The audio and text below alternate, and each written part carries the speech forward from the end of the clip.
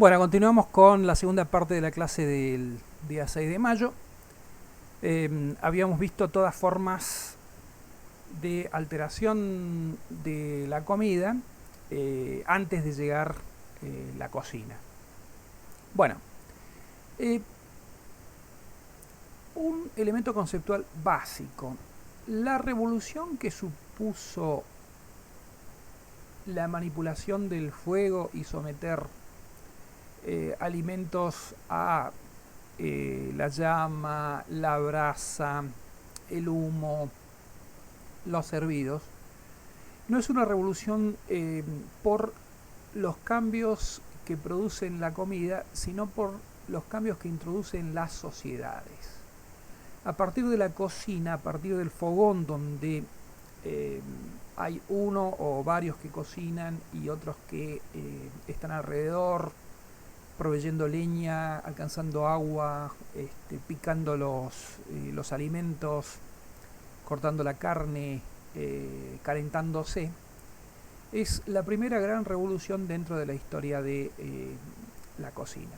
Es más, hay un biólogo que se llama Faustino Cordon que dice que el lenguaje se genera en torno al fuego. Bueno, ustedes leyeron un capítulo de Laura Esquivel cuyo título es En torno al fuego, y ella habla la magia que se produce en torno a la cocina, al fogón que era el lugar de Sata, la cocinera, ¿no? Entonces, el proceso de comensalidad que provoca la cocina es esa gran revolución. Hasta ahora, si ustedes piensan que los seres humanos somos animales, antes de la invención de la cocina, todo el reino animal comía elementos crudos.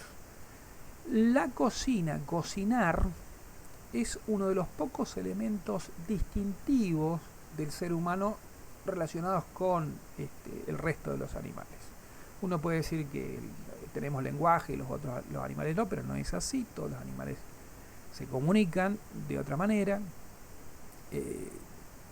Los animales, bueno, no sé, tienen refugios, saben las rutas migratorias, pero el elemento distintivo per se es la cocina. Es un fenómeno exclusivo del ser humano. Bueno, vamos a utilizar unos ejemplos extremos para ver el hecho de lo que implica la cocina. Armesto, bueno, pone de ejemplo unas tribus del Pacífico, específicamente las islas Trobriand, donde las tribus, que son miles de personas, lo que hacen es cosechan el ñame. El ñame es un tubérculo, acá están viendo una imagen. El día de la cosecha, los días que dura la cosecha, es una gran festividad que se acompaña de cantos, de bailes. Ahora bien, una vez que se termina la cosecha, el montón de ñame queda en el centro de las aldeas y se cocinaba. Ahora bien,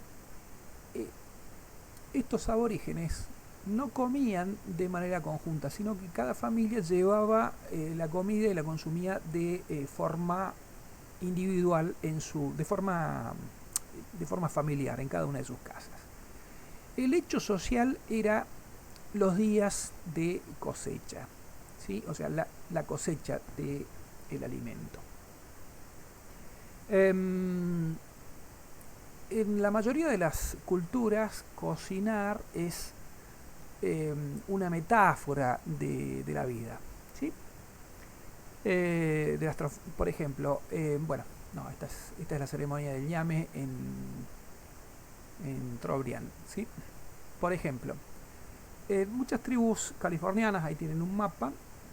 California es el nombre de una tribu, ahora es una región de Estados Unidos. A las mujeres que han tenido recientemente hijos, o a las mujeres en épocas de pubertad, se las entierra en un hoyo.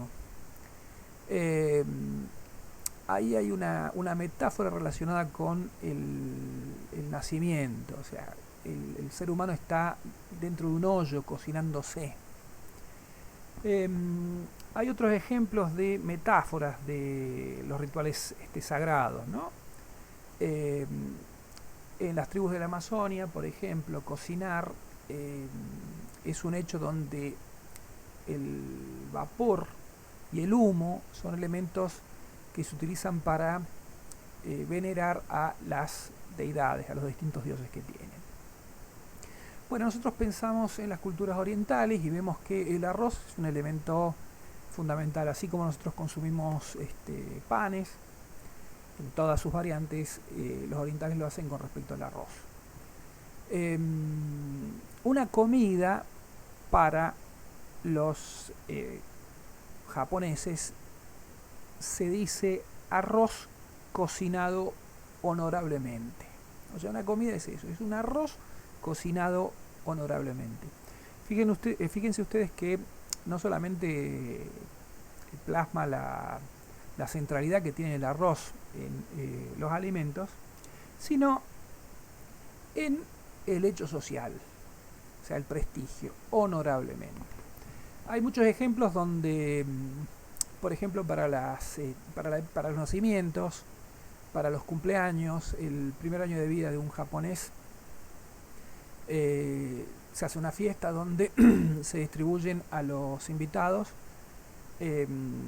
sobre un papel de arroz comestible, es una lámina de arroz comestible que ha pisado el niño que cumple un año, y se lo da a comer a los invitados. Cuando se inaugura una casa, se sacrifican peces o se hacen figuras de arroz o de pasta de pescado, reproduciendo, por ejemplo, esto es ilustrativo, ¿no? Pero sí son figuras de arroz.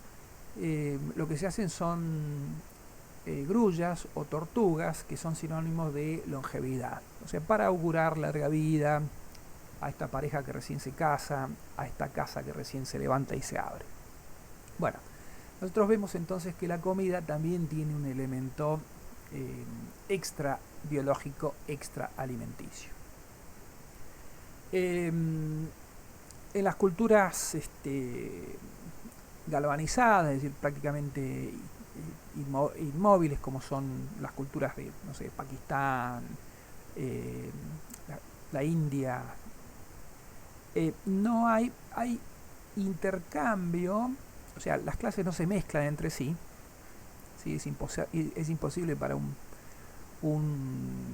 campesino pensar en tener relaciones, casarse con alguien de la clase de los gobernantes o de los guerreros, mucho menos de los brahmanes. Los alimentos, depende sean crudos o cocidos, pueden ser intercambiados. Es decir, un sirviente que pertenece a una casta inferior puede preparar comida cruda para otras clases. No es lo mismo con la comida cocinada.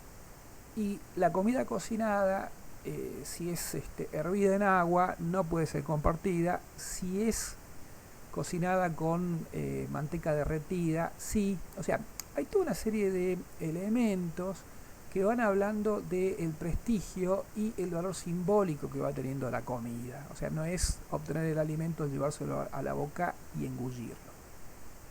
Bueno, hay muchos ejemplos, también los taru, que también esto es en Nepal, también son sociedades que son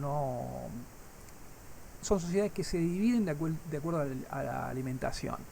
Algunos las clases altas comen vegetales, las clases bajas carne y alcohol.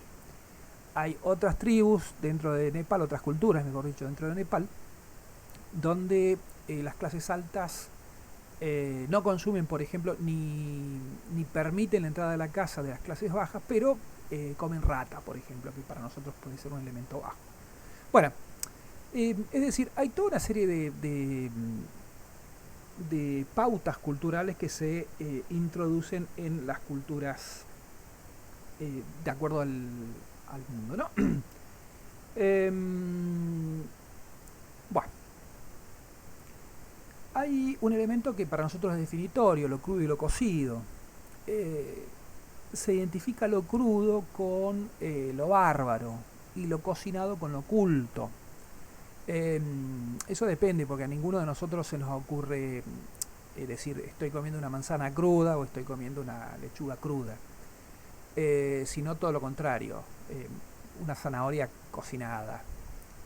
Eh, hay algunos elementos que vienen de una identificación entre lo crudo y lo bárbaro. Por ejemplo, el famoso bife tártaro, filete, para aquellos que ven mucho Hollywood y mucho Netflix. El bife tártaro es una comida cruda, es carne cruda que comían ciertas tribus del Asia Oriental.